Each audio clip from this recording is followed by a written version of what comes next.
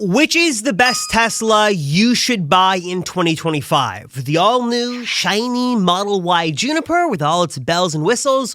Or are you better off with the tried, true, and more refined Model 3 Highland that, unlike Model Y, currently does have a performance version? Tesla has now completed their massive sweeping upgrades to their two most popular vehicles, but now as we enter a new year with these new models, which one is actually the best one you should buy? Do you really need the extra space of the Model Y, or should you go with the sportier Model 3? Are you saving more money on one versus the other, and which one has special features that you might be overlooking? I've done all the digging, I've looked through all the spec sheets, I've talked to some new owners, and let me break down in this video the top 10 things you need to know about Model 3 Highland versus Model Y Juniper, or Model 3 versus Model Y for 2025. If you're looking to upgrade your Tesla or get a brand new Tesla for the very first time, you need to watch this video. And if you're a current Tesla owner, stay tuned because I've got something special in this video for you as well. All right, so to kick things off, I feel like there are two different groups of people watching this video. And I think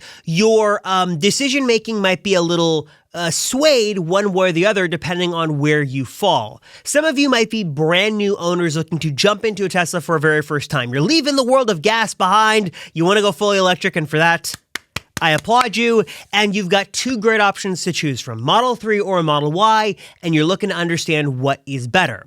Another group of you is probably looking to upgrade the current Tesla you've got. Maybe you've got a current Model Y and you're looking to jump into that new shiny Juniper. Or maybe you've got a Model 3 and you're looking to go to a Model Y, or vice versa.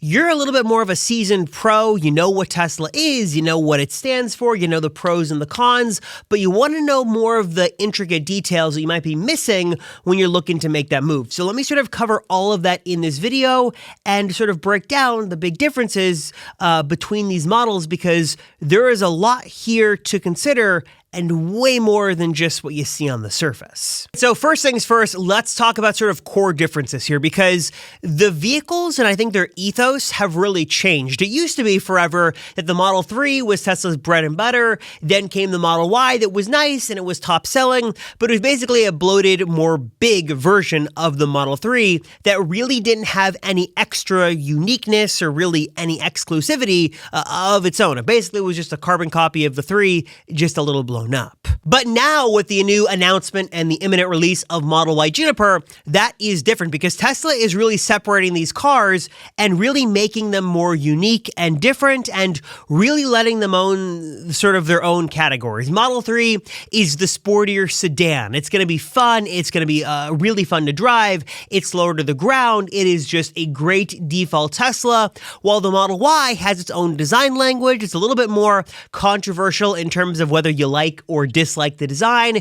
It's more of a family hauler. It's more practical and has more space for hauling things around. It's not, at least not yet, meant to be sort of the sporty vehicle that you're going to want, the sporty crossover SUV. That's a little bit more reserved for the 3 as of right now. So in an effort to avoid laboring on the point of the obvious, one of the big things you should know is that, yeah, one is a sedan, one is sort of a crossover, more sort of hatchback SUV. But now with these new models, there's a way bigger difference between how it used to be with the 3 and the Y. I mean, just take a look at how Tesla advertises them on the outside. One is a more sleek, more stealthy, more sort of performance-focused sedan, while the other has a much different design language with this all-new Model Y. I mean, they've got the old one versus the new one, as you can see here. And I think really more than ever, for many, it's not just a difference between a sedan versus like an SUV. It's the difference between what kind of aesthetics do you like? Do you like the more, dare I say, traditional look of a sedan? You sort of have this new sort of sporty look with these super sleek, thinner headlights. You've got sort of the refined back with the taillights. You've got sort of this more aerodynamic and just more traditional shape with Model 3. Whereas with Model Y Juniper, you've got this new sort of more cyberpunk theme thing with the light bar in the front. The back of the vehicle raising a lot of eyebrows for a lot of the empty space you've got there near the trunk area. There just is a big difference, and I think more than ever before, some might go one or the other simply because of aesthetics reasons. One of the other external differences here between Model 3 and Model Y will be the colors that they come in. So Model Y is currently coming in pearl white. It's got an all-new glacier blue color that's not currently on the Model 3. We've got stealth gray, we've got quicksilver, and we've got ultra red. Very similar paint offerings to the 3 with the exception of the new blue color, but they do have a little bit of a different finish. On the Model 3 side, it's something similar, though currently, while black is like a TBD thing on Model Y Juniper, you are going to have a deep blue metallic on Model 3. You do have the standard solid black if you want that more traditional black on black look. You've got stealth gray, you've got quicksilver, and you've got ultra red, with some varying wheel differences, I should also add, between Model 3 and Model Y.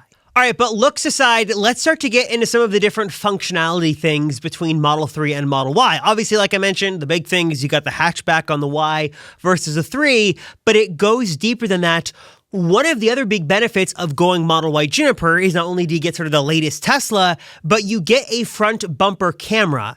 The reason this is particularly interesting is because it simply just makes parking the vehicle a lot easier. Right now, the only Tesla currently on the road that has one of these is Cybertruck, and obviously that's a bigger truck, so having that is even more important. But even for the Model Y, just having that extra camera angle for visibility just makes it easier to maneuver around tighter spaces and park the car and just even have that camera view whenever you want it. That is super nice. While the Model 3 was rumored to be getting it with the big Highland refresh, it just never came. So, and also there's no talk about a retrofit either. So if you'd like a front bumper camera, that's going to be on Model Y, not going to be on Model 3. Though I may add with that point, besides that, the camera systems here, the hardware differences here, the full self-driving, all of those are going to operate exactly the same way. These vehicles both have hardware 4, they both have the AMD Ryzen processor, they both have the same full self-driving computer.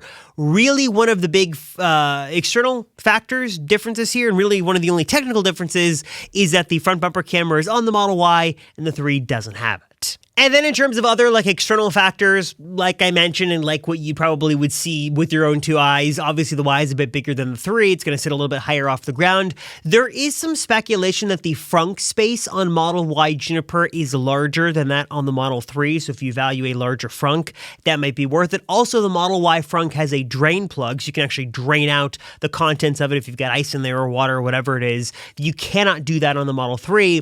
And then there is some wild speculation I cannot confirm nor deny at this point of recording about a powered frunk on Model Y. Now, obviously, this is something you could do the after the fact aftermarket route if you really wanted to go that way with a powered frunk. But there is some speculation that maybe Model Y has got a powered frunk, maybe not. But you do have that drain plug for sure, and likely a larger frunk on Model Y versus Model 3. All right, moving on from that, let's go to the interior of these vehicles, because this is where also things get a little bit more interesting. Now, 95% of things here is basically the same. Model 3 was the first Tesla to sort of get this pioneering new refreshed interior, and Model Y is finally catching up, and mostly here everything is the same. You've got sweeping RGB ambient lighting in there, you've got ventilated cooled seats in the front, you've got heated seats for all 5 seats there, you've got a rear screen, you've got the slimmer bezels in the main display. Everything there is almost the same.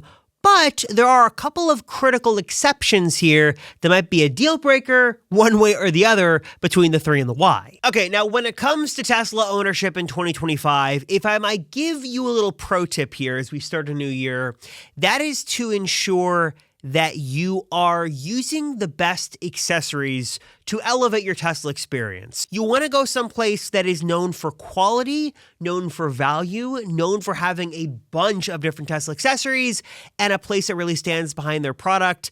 If there's one company that checks all those boxes plus so much more, it is my friends over at T-Parts, makers of, in my opinion, some of the best Tesla accessories on the market, because they have got everything. They've got my favorite carbon fiber spoilers I've ever tested for Model 3 and Model Y. They are really easy to install. They look amazing. T-Parts has got that. They've got this really awesome, very clever under-screen storage compartment here with a light included on there as well that uses magnets to sit right under the screen. That is super cool. Everything from translucent gaming controllers, a Model Y roof sunshade, front lights, trunk lights, and so much more. T-Parts is the best place to go for high quality, value packed, and just amazing Tesla accessories. Again, T-Parts has all the solutions you would want. Go to T-Parts, your one-stop destination for the best Tesla accessories. Super high quality, value packed. I know you guys are going to love them. I'm a huge fan of T-Parts accessories that go on all my Teslas. I love them. I know you guys are going to love them as well. So if you want to learn more, check them out for yourself today. Hit the link down below to learn more and give your Tesla a much needed upgrade with some amazing accessories from T-Parts.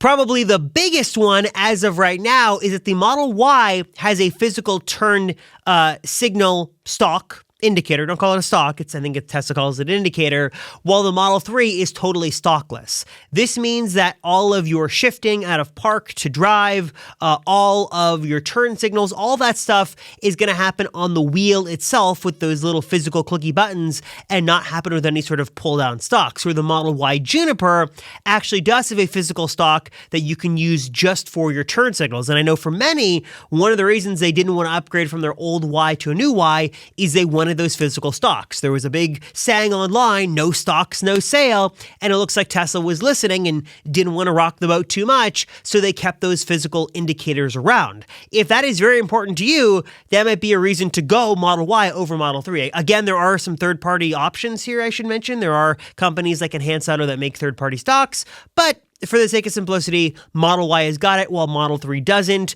though you're going to do everything else the same way on the screen. So your shifting is still going to happen on the touch screen.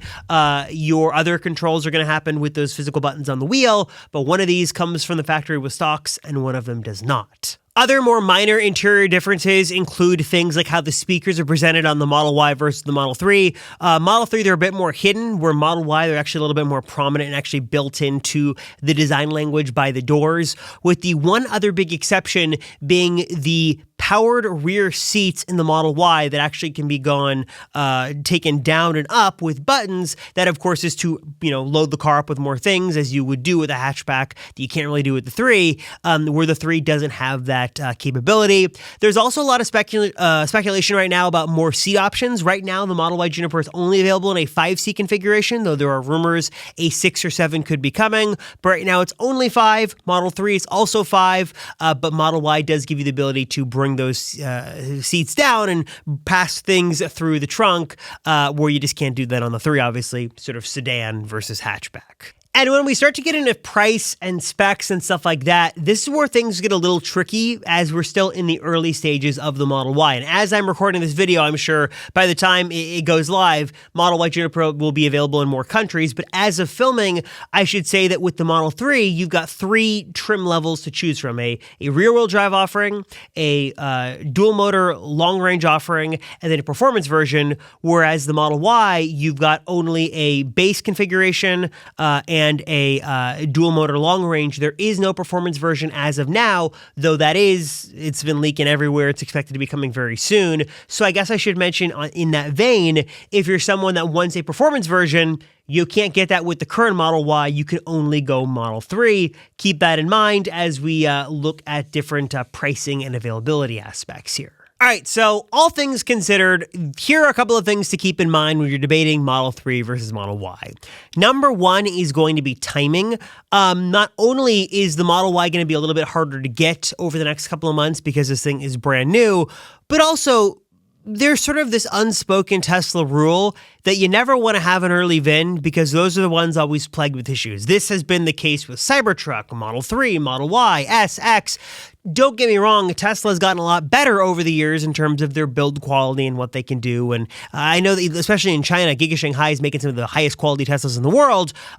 It's still generally advised to wait a little bit to get the kinks ironed out and avoid some of your headaches. Sometimes Tesla will add new features after the fact, like with the Model Y, they actually added a parcel shelf for a while there that you couldn't get with earlier deliveries. And also, what was funny is that when Model Y first launched, it had the old sort of more decrepit, less desirable center console, and then Tesla quickly shifted that over in production to the newer one that was way better. So sometimes things just change and Tesla learns on the fly and makes those changes. So with the Model Y, even if you decide to go that route, you might just want to wait a little bit because you can avoid some headaches and maybe save yourself some frustration and get a better built car. In that end, Model 3 is also going to just be more widely available and easier to get than Model Y. If you're looking to get a car sooner than later, like days or weeks instead of months and months, that's going to be the Model 3 simply because you could place an order for this and get it pretty quickly, as Model Y Juniper deliveries as of filming have not started just yet.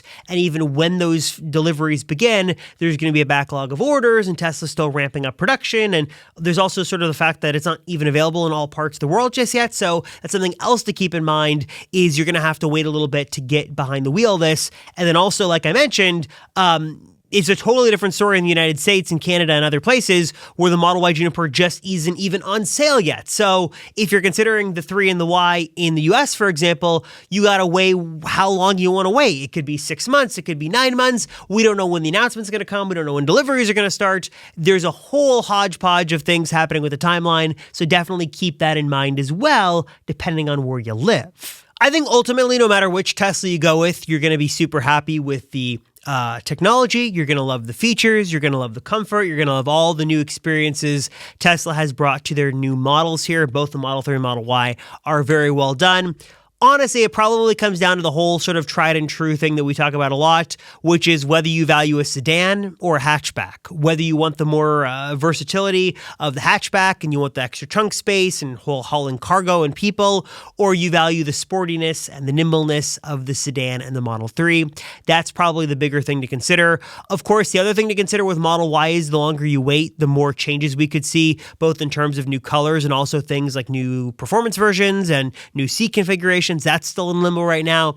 Basically, I think there's like a more of a clear-cut way to go, whether you want to go 3 or Y, but just do keep in mind, if you do go Model Y, there might be a couple of reasons to independently wait a little bit before you place that order, because you could be getting a better built car and new features and stuff like that. Just something to keep in mind. So I'm curious though, guys, Model 3 versus Model Y, which way are you going and why in 2025? Are you upgrading your current Tesla? You going one way or the other with the 3 or the Y? Which one are you going with? Please drop a comment down below and let me know. And if this is your first EV, well, first off, congratulations. And secondly, which one are you going to go with and why is that? Why would you choose 3 over Y? Why would you go with the Model Y Juniper? Please drop a comment down below and let me know. I also want to give a big thanks to one of my favorite Tesla little add-ons, integrations, apps, your best Tesla partner, and that is Century Pro. Look, as Tesla owners, we always want to know what is going on with our vehicle, and if Century Mode notices something, I think that you and I want to also be alerted at the same time. That is the beauty of Century Pro. You are alerted whenever Century Mode goes off. You don't have to wait for a notification that may or may not come from Tesla. Super easy to get this all set up. Uses all the secure Tesla APIs. Going to work on any single Tesla model and also all of your Teslas if you've got multiple. Check it out for yourself today and try it for free at the link down below. Available on both iOS and Android. I think it's time that I come clean on a little secret project and tell you guys about something super special and super exciting I'm doing in 2025 with my friends over at Drive Protected. Now, if you haven't heard of them before, Drive Protected is your one-stop shop, your one place to go for DIY PPF. Don't spend thousands and thousands of dollars going to a local shop or driving hours away, because you can do this yourself. Drive Protected makes this so simple, so easy. They've got precision cut, expertly crafted pre-cut kits. They've got an academy training course that'll walk you through how to do things step by step, even if you're a beginner like me, because I'm actually teaming up with them to do just their beautiful satin black Defense Plus kit here on a Cybertruck that I am super excited for, ready to transform this thing into the sort of matte black beast it deserves to be, and it's only made possible thanks to the folks over at Drive Protected. Also, if you're not a PPF fan, if you're not looking for that, they've also got some great ceramic coating solutions, just general like maintenance cleaning solutions. They've got the highest quality stuff to keep your EV in tip-top shape. So stay tuned to the channel and follow along because I will be going through the entire process of wrapping this Cybertruck, seeing what it's like. Can't wait to transform this thing. And of course, again, Drive Protected has just got you covered with all this stuff. If you're looking to do the same for your vehicle, get some PPF on there, get it ceramic coated, or just keep it clean and looking great, check out Drive Protected, link down below, and use my code to save 5%. As always, I appreciate you guys so much for watching. Thank you for support. Thank you for all that you do. Thank you for helping me make some cool content in 2025. You guys are awesome. Thank you so much. I appreciate you all. I'm Robert Rosenfeld, and I'll see you all in the next one.